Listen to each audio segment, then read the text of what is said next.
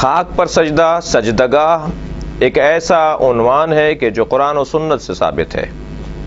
وَجُعِلَتْ لِيَ الْأَرْضُ سُجَّدًا، اللہ نے میرے لیے زمین کو، خاک کو سجدگاہ قرار دیا ہے۔ یہ حدیث پیغمبر ہے کہ جسے علماء اہل سنت نے اپنی کتابوں میں، بالخصوص بخاری میں اور صحیح نسائی میں، ابن ماجہ میں اور سنن ابن داؤد وغیرہ میں اس حدیث کو نقل کیا۔ پیغمبر جب سجدہ کیا کرتے تھے تو آپ قالین پر سجدہ نہیں کرتے تھے، پیغمبر اکرم کپڑے پہ سجدہ نہیں کرتے تھے، بلکہ آپ نے اپنے ایک صحابی کو دیکھا کہ جو نماز پڑھ رہے تھے اور ان کا امامہ زمین کے اور ان کے درمیان حائل تھا، ان کے ماتھے میں، ان کی پیشانی اور زمین کے درمیان حائل تھا۔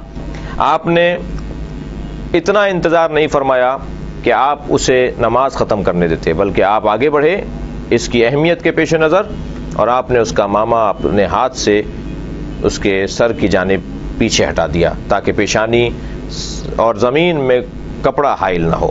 لہٰذا کپڑے پر سجدہ یہ پیغمبر اکرم کی سنت سے ہٹ کر ہے۔ السجود علی الخمرہ، یہ کتب اہل سنت کے اندر پورا باب ہے۔ خمرہ، ٹھیکرے پہ سجدہ اور مٹی، پختہ مٹی پہ سجدہ، یہ پیغمبر کی سنت ہے۔ پیغمبر اکرم کپڑے پہ سجدہ نہیں کرتے تھے۔ ایک شخص کہنے لگا کہ آپ سجدگاہ پر سر رکھ کے سجدہ کرتے ہیں، کبھی اگر کوئی کسی کی عبادت کر رہا ہو تو اس پہ چڑھتا نہیں ہے، اس پر بیٹھتا نہیں ہے، اس پہ سوار نہیں ہو جاتا۔ ہم خانہ کعبہ کی عبادت نہیں کرتے، خانہ کعبہ کی طرف رخ کر کے اللہ کی عبادت کرتے ہیں، لہٰذا خانہ کعبہ کی چھت پر کھڑے ہو کر بھی اذان کہی جاتی رہی ہے، نبی کے زمانے میں بھی اور بعد از پیغمبر بھی۔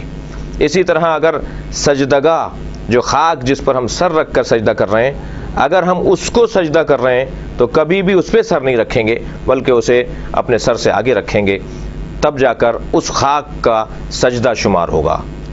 کربلا سے پہلے مطلقاً خاک پر سجدہ ہوتا ہے، لیکن کیونکہ وَطَابَتُ الْأَرْضُ الَّتِي فِيهَا دُفِنْتُمْ، معصوم فرما رہے ہیں کہ وہ خاک جس میں آپ حسین دفن ہو گئے، اے اصحاب پیغمبر جس خاک میں آپ دفن ہو گئے، وہ خاک طیب و طاہر ہے، لہٰذا جب خاک پر سجدہ کرنا ہی ہے تو پھر وہ خاک جو طیب و طاہر زیادہ فضیلت رکھنے والی ہے، اسے اگر سجدگاہ قرار دے دیا جائے تو بالکل ٹھیک ہے۔ ایک شخص نے ہم سے کہا کہ آپ خاک پر سر رکھتے ہیں، آپ سجدگاہ پہ سر رکھ کے سجدہ کرتے ہیں، لہٰذا آپ شرک کرتے ہیں۔ میں نے ان سے پوچھا کہ آپ کہاں سر رکھتے ہیں؟ کہنے لگے ہم ہر جگہ رکھ لیتے ہیں۔ تو میں نے کہا پھر بڑا مشرک کون ہوا؟ جو ہر جگہ سر رکھ لے اس کے اوپر تو کوئی اعتراض نہیں، اور جو مخصوص جگہ پر سر رکھے اور پاک اور خاک پر سر رکھے اسے مورد الزام ٹھہرا جائے۔ کتب اہل سنت کے اندر السجود علی الخمرہ ایک پورا باب ہے سجدگاہ کے عنوان سے۔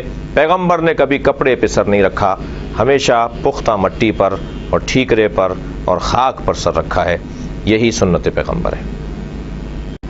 وما علینا الا البلاغ۔